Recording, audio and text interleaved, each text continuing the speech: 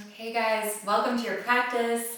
It's day one of our virtual yoga retreat. Hopefully this is going to give you a bunch of new tools and a bunch of new ideas for how to practice in your home. We're going to need a wall, so just anywhere in your house. If I'm on your computer right now, you can just bring it over whenever I instruct that we're going towards the wall. It would be helpful to have some props. I know recently I went to a CVS and they had these blocks for sale. If you're not in a position to buy blocks, canned foods work really well. We'll also be using a blanket, and you can also use a blanket or a towel in place of a block for some of these exercises, and I'll kind of give you some ideas for what we can do. And then maybe a mat if you have one. If not, no worries. You really don't need a mat to practice yoga. Practice on the floor several times, many a times. But anyways, today we're going to work on meditation, on finding a comfortable seat, and we're going to explore how to use props so that we can kind of prop ourselves up. They're really great tools to have. I highly suggest having some blocks around. And yeah, we'll go ahead and get started. So we'll all grab your blocks, and we're gonna place them so that they're on their lowest setting. You'll hear me reference them a lot, like medium setting and then like the highest setting. But we're gonna start on the lowest setting first. And you can take a blanket or a towel, just drape it over. You can even like double layer the towel up, so it's just a little more comfortable. It's really interesting that a lot of different like indigenous cultures, they all sit on the ground and they eat, and it's so funny because as Westerners, we're also used to sitting in chairs, but there's a lot of benefits to getting down on the floor and to sitting in different like cross-legged positions. So we're gonna start by just bringing your seat onto the blanket. Cross your ankles, just one ankle over the other, and just make sure you feel really sturdy and like you're sitting up really nice and tall. This is really good for some of you people who might have really tight hips. Also, if you need to use a chair, feel free to use a chair. There's no rule out there that says that all meditation practices have to be done on a floor. The chairs are super helpful too, so if you need to, go ahead and grab one. So as you come to a comfortable cross-legged position, let your shoulders come down away from the ears, lengthen the neck, and lengthen your spine.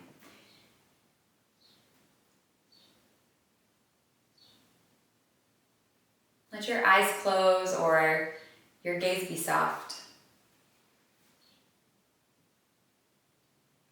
And we want to bring the chin down a little bit towards the chest, but move your head back in space so that your head stacks over your ribs.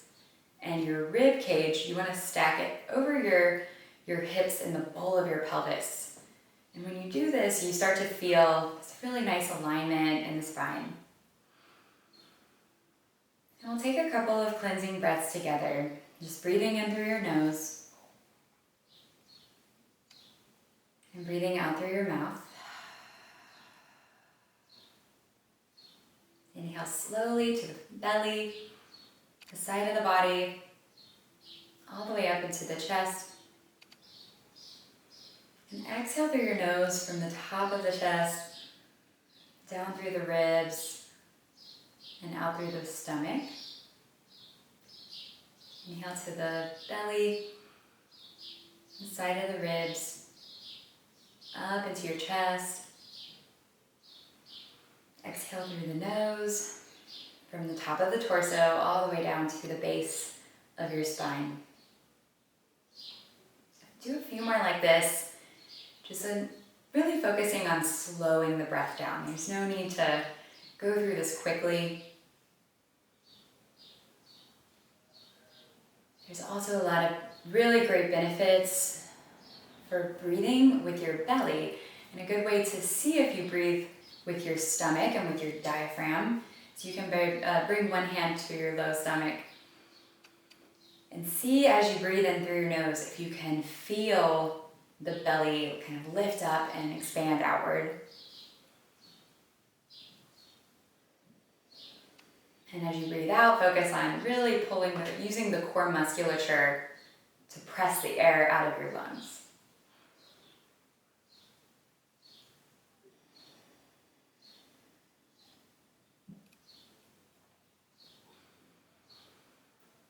A lot of teachers that I've studied with have encouraged the use of a mantra. It's a Sanskrit word that means mind bridge. Actually, that's what it translates literally to.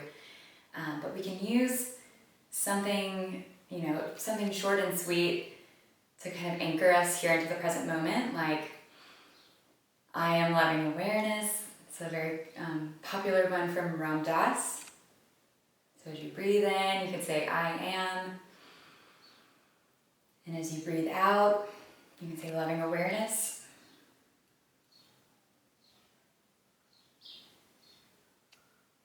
And whatever mantra it is that you come up with, it's used to kind of help anchor the mind into the present moment versus thinking about what you're going to go get at the grocery store or whatever other thoughts arise in your head.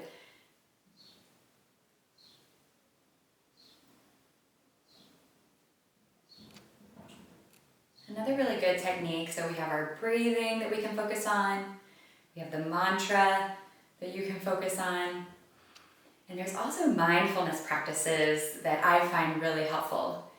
It's so interesting because our eyes and ears and our skin are constantly picking up on different signals from the outside world. But if we heard everything that was going on, or if we saw all the colors of the light spectrum, it would probably make us lose our minds. We'd probably go crazy. But it's a really cool tool to kind of focus on stimuli that you're not usually focused on. So listening to the birds in the background.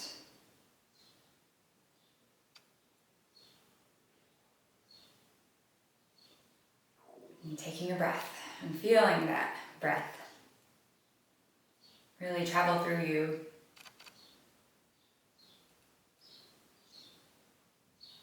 You can also bring your awareness to the very tip of your nose and really feel the air as it comes in to your sinuses and into your throat. You can trace that breath all the way into your lungs.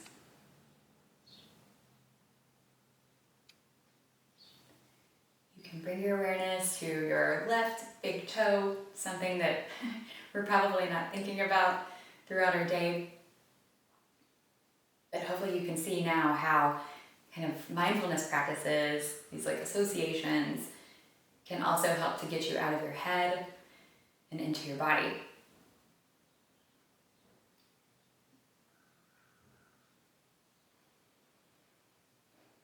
There's a really fabulous app that's out there in the world called Insight Timer.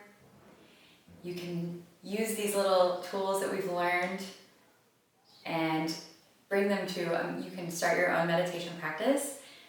And with this Insight Timer app, it actually sets, it has a timer for you. You can set however long you would like to meditate. I highly recommend shooting for about 5 minutes at first, but if that doesn't seem attainable, start really small. Start with a minute. Start with, build up to 2 minutes. It's kind of this like crawling, walking, running progression, just slow and steady and kind of figuring out, what works best for you. And ultimately, that's what I really want you guys to gain from these videos is ways that you can, feel your own biomechanics. You can feel and, be mindful of your injuries and just take these little skills with you throughout your life. When you're ready, we'll open your eyes.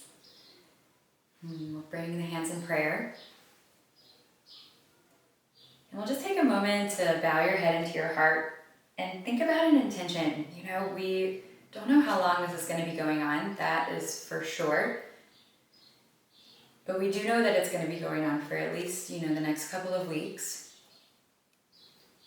And we need to use our time wisely by investing our time in things that we love, things that spark joy and uplift us. And just find an intention for the rest of your week. We'll bow into that intention.